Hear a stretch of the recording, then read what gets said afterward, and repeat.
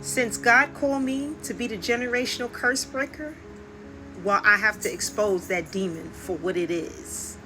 Because once it's exposed, it's out there. Okay? So here it is.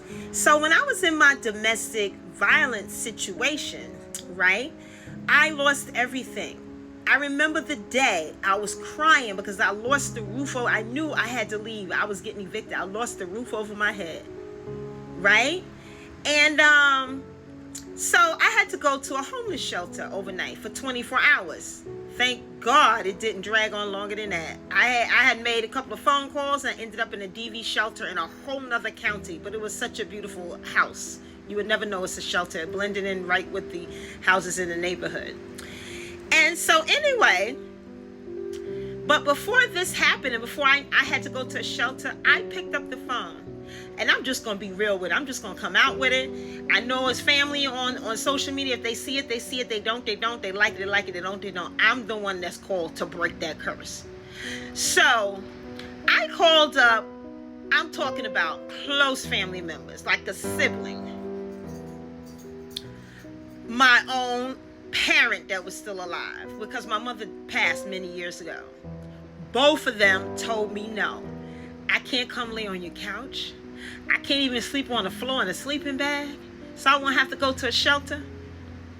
They literally turned their back on me in my darkest times when I needed somewhere to lay my head. They left me out there, y'all.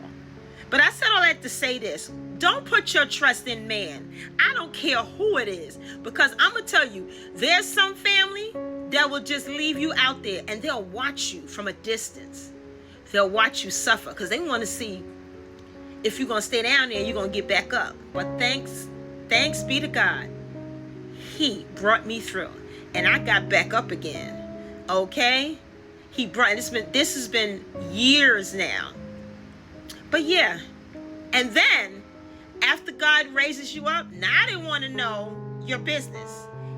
They didn't want to know it when you ain't had nowhere to lay your head. But now people want to be in the cut. They want to create fake accounts and try to watch you. They want to call you out of the blue sometimes to find out what's going on. They ain't going to say that, but they want to know. But when you needed them, they weren't there. So all of that, just put your faith and trust in God, because God will make a way. If he did it for me, he'll do it for you.